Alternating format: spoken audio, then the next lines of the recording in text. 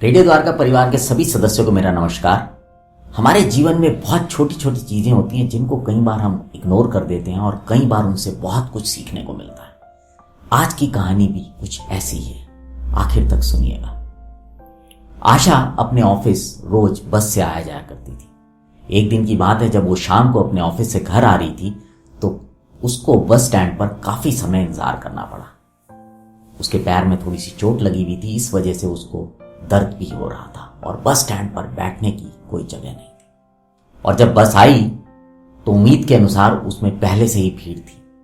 किसी तरह धक्का मुक्की कर आशा बस के अंदर चढ़ी और जब उसने नजर दौड़ाई तो उसे कहीं भी कोई सीट नहीं मिली। तभी अचानक उसको एक आवाज आई, ओ मेम साहब। आशा ने देखा तो मन ही मन ये सोच रही थी कि ये मजदूरन तो बस स्टैंड पर मेरे साथ भी खड़ी हुई थी।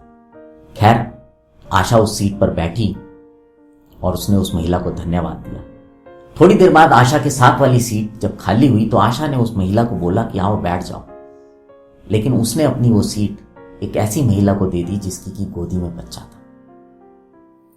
जब उस महिला का बस स्टैंड आया और वो उतरी तब आशा ने फिर एक बार उसको बोला कि आप यहां बैठ जाओ, लेकिन उस समय उसने वो सीट एक बुजुर्गवार को दे दी जो कि काफी देर से बस में खड़े हुए थे और दिक्कत महसूस कर रहे थे।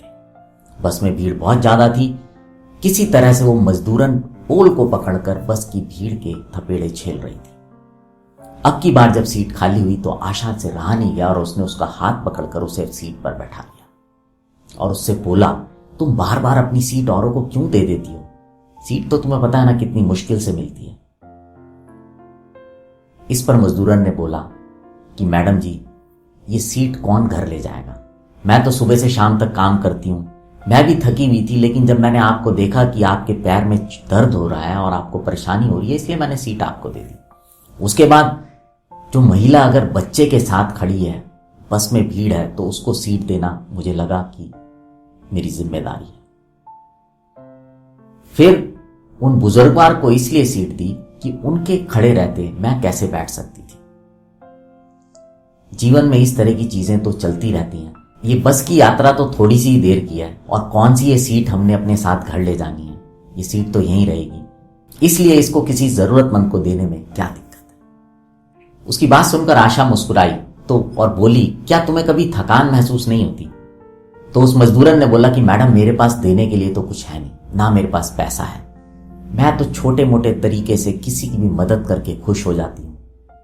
कभी रास्ते से पत्थर हटा देती हूँ, कभी कचरा हटा देती हूँ, और कुछ नहीं तो कम से कम बस में सीट देकर ही मुझे खुशी मिल जाती है कि मुझे ऐसा लगता है कि मैंने किसी के लिए कुछ किया।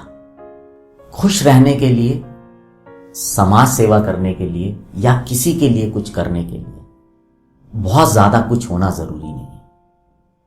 आप अपनी रोजमर्रा की जिंदगी में भी चाहें तो लोगों को खुशी दे सकते हैं, उनको मदद कर सकते हैं, उनका भला कर सकते हैं। फिर चाहे आप कोई भी क्यों ना हो, ये काम हर कोई कर सकता है। और ये कहानी उन दोस्तों तक जरूर शेयर कीजिएगा जो बस में या मेट्रो में सीट मिलते ही आंखें बंद कर लेते हैं और गर्दन नीची कर लेते हैं और ये सोचते हैं कि उन्हें कोई नहीं देख रहा। अगर ये कहानी अच्छी लगी हो तो इसे लाइक कीजिएगा, शेयर कीजिएगा, कमेंट कीजिएगा और रेडियो द्वारका को सब्सक्राइब कीजिएगा। अब आपसे विदा लेता हूं, अगले हफ्ते फिर मुलाकात होगी किसी नई कहानी के साथ। तब तक बने रहें रेडियो द्वारका के साथ।